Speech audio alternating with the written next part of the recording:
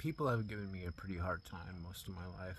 Just everywhere I go. Everywhere I go. I suppose you're not really living life through other people's eyes, also. You don't really have anything to compare to, well, how much of a hard time are people giving other people?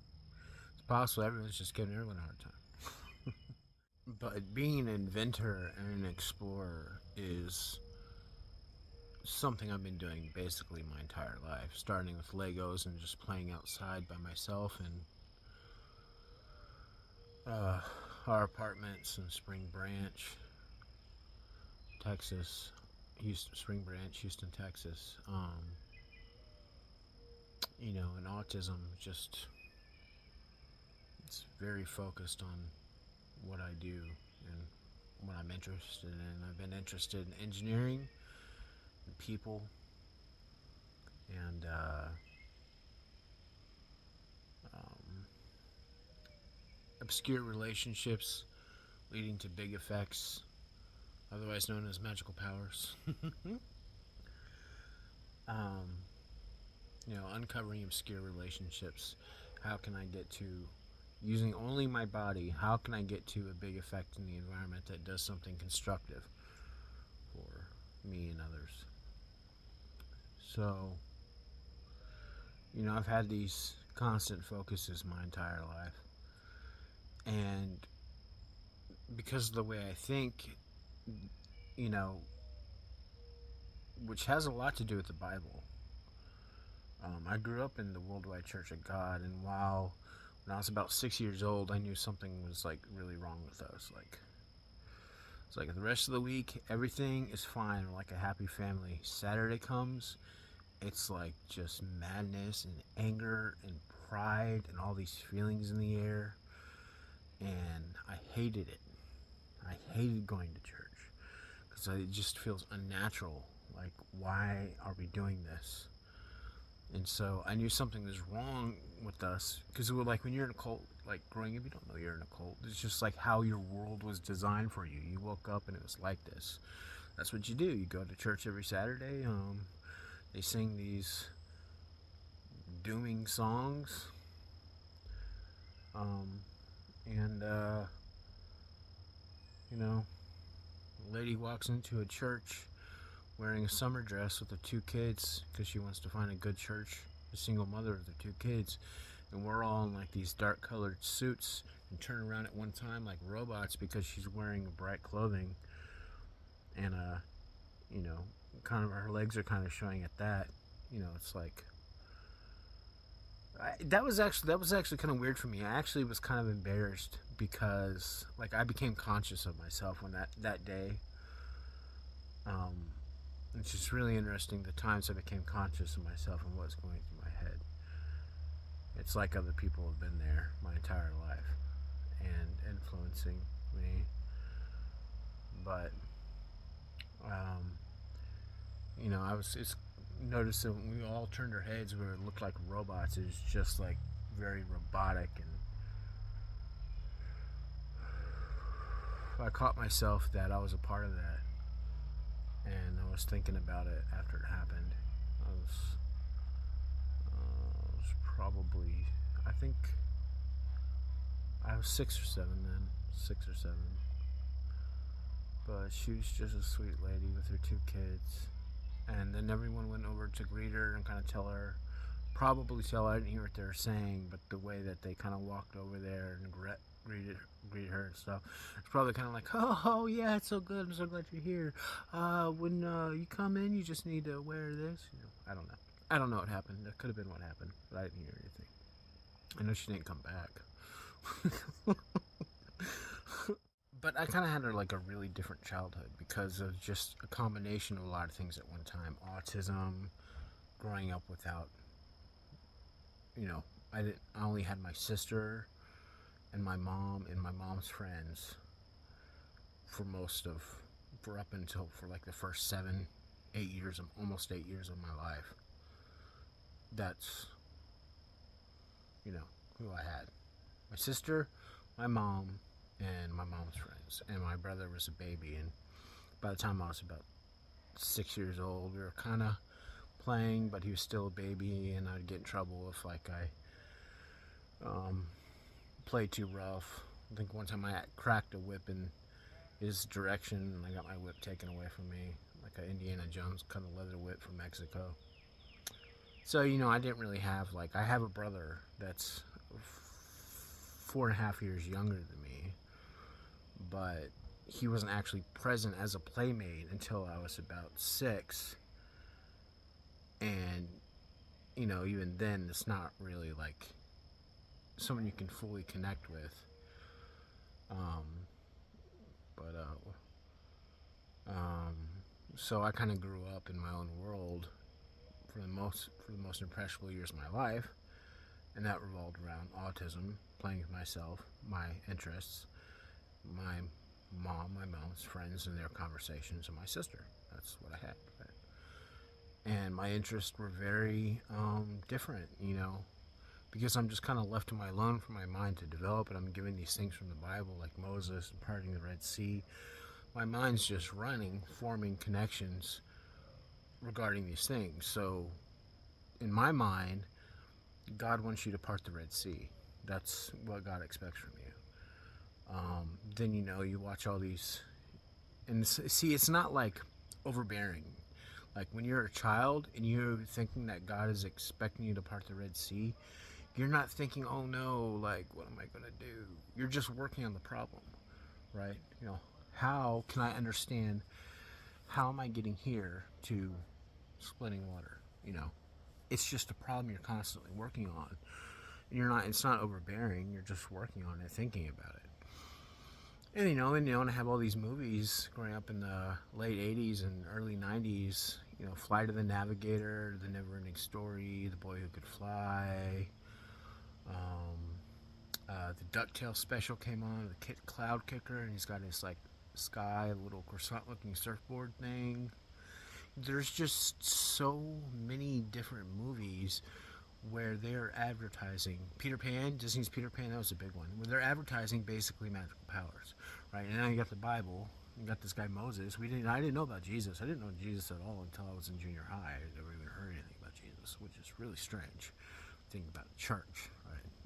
Reads the Bible, and I don't know anything. I don't know anything about Jesus. I thought, I already mentioned that when I first heard the name Jesus. I was like, it didn't connect with my mind anywhere.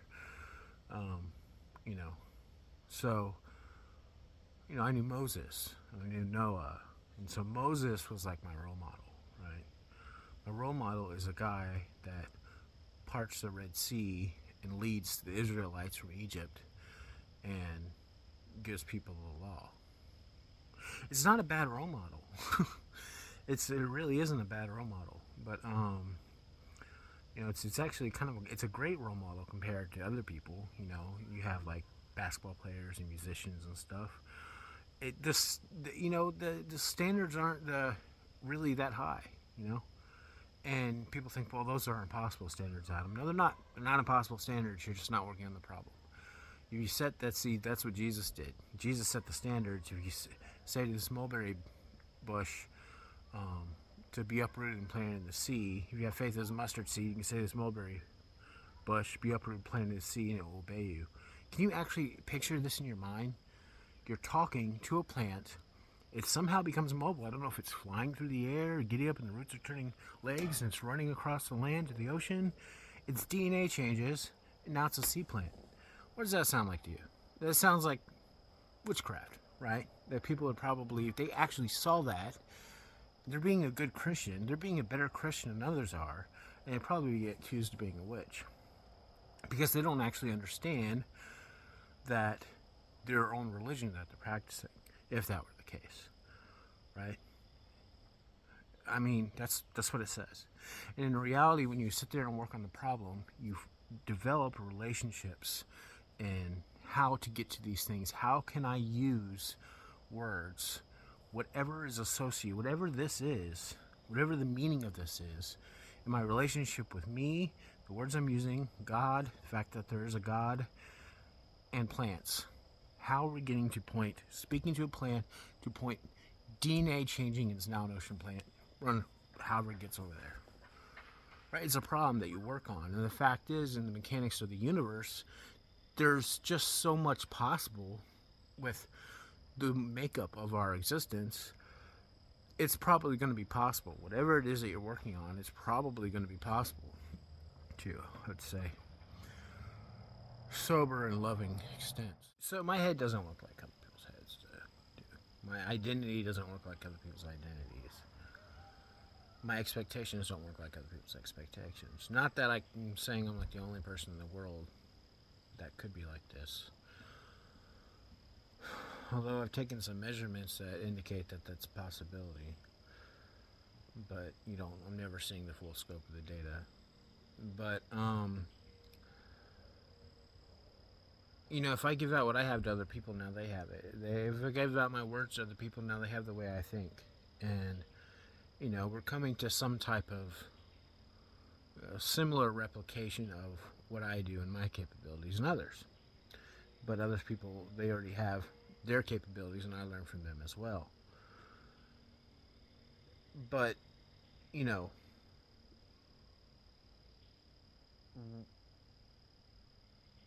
so there's like these two things going on in my life. For one, people are giving me a really hard time.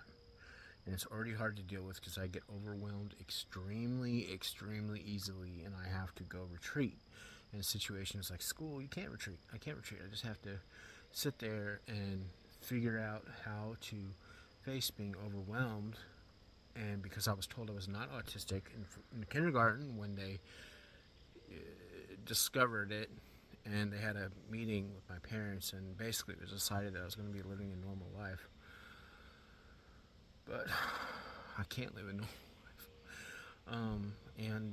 So I lived the life I did without the protection of the label autism, and having to face people and me coming off so different to them, and whatever explanations that they come up with. Being possessed by Satan was one of them that was even communicated to me, and others by teachers even, because of the way I talked and acted. But I didn't act. I was a very mild kid. I just very critical, like in my head, and very focused on people.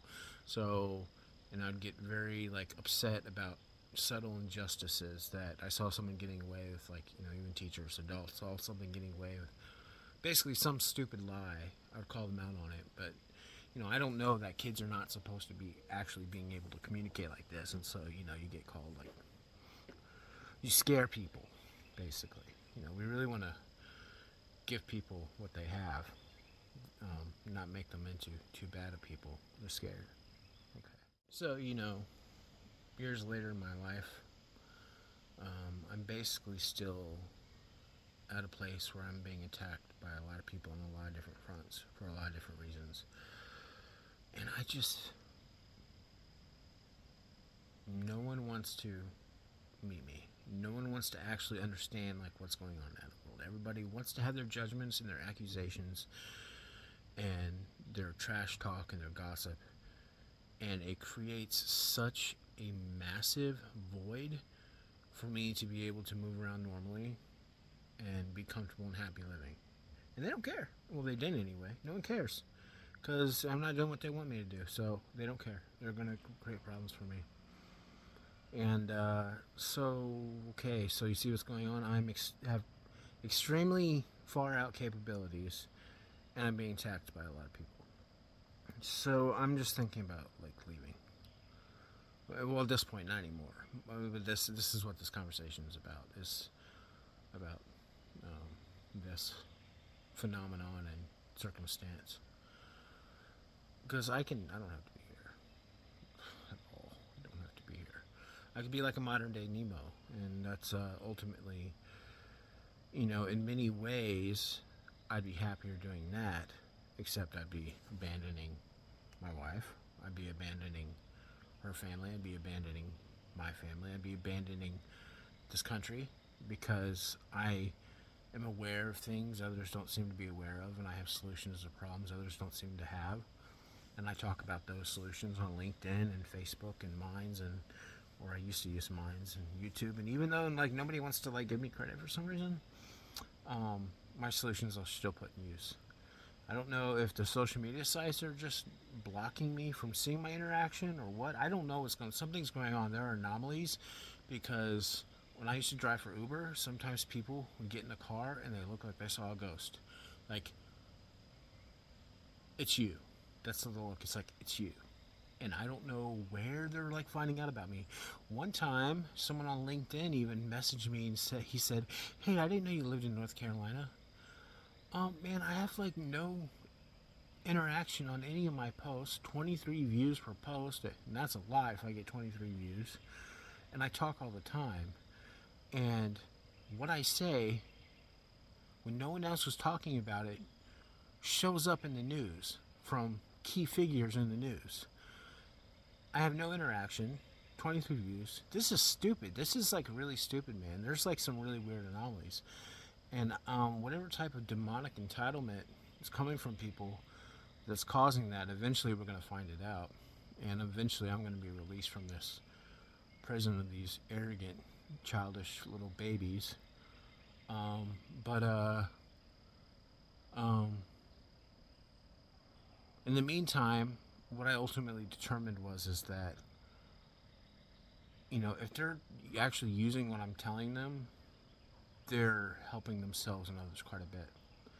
And I wanted to leave. I wanted to just go. There's like, all anybody ever does is attack me. And all I ever do is keep helping. And so it's like, I would be financially, like, in material assets, I'd be far wealthier. I'd be the equivalent of a multi-trillionaire because automation to powers. Instead, I'm giving that to other people. I'm giving them my designs for automation, my ideas, and planting seeds for automation and powers. I give them abstract models for my AI models. I give them my prayer model, even. That I give everybody everything I have to the extent that's safe for me to do so. I don't give out open source AI models because it's like extremely dangerous. My models are like far more serious than LLMs, transformers. They're actually pretty close, but my libraries are just so much more efficient the way I do things, and so much more closer to the human mind, and they can work on mobile phones. So it's a big difference. Transformers are pretty close, but it's and using PyTorch and stuff. But there's still a big difference. My libraries are just so much more efficient that you can get to these very big capabilities on very little to work with. And it's just not a smart idea to give that out to people directly because, if they want to, like, you're just using words like, build me a gun from something that looks like from the Fifth Element, it'll work on the problem and it will solve it very easily, very quickly. Build an atomic bomb. It'll work on the problem and it'll solve it. So that's why I don't give these things out. But I tell people abstractly how to achieve that. And people that basically have put the work into themselves and their education to be able to understand what I'm saying, they are responsible with it anyway because of what it took for them to get where they're at and to think how they think. So I trust them. I give it out like that. I give it out in pieces where people that know what they're doing, it just like plants a seed and they're like, oh yeah. So instead of like leaving, I'm staying and I'm giving out stuff with absolutely no recognition, absolutely no money, people attacking me. Why? It's because of what you could lose, man. And that's ultimately what, I came to. Is that if I go out there and just go be Adam out in the ocean, and go live to the full extent of my capabilities. You know, while I'm not looking, I'm losing the most important parts of life, and eventually, there's going to be equilibrium. Eventually, everyone is going to understand what happened in the past, understand me, understand themselves, love me, love themselves, love each other in ways that are just so far greater than anything that people have expected, in the way that they communicate, treat others. They don't know what they're doing. They don't know what they don't have. And I'm more aware of it than others, it seems. And we have each other. That's what we have, is we have each other.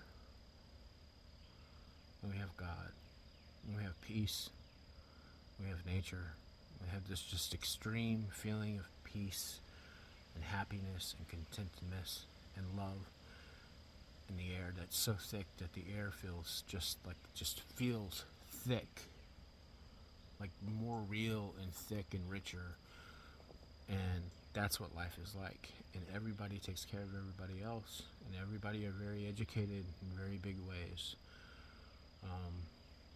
And this is in models where I see the future going.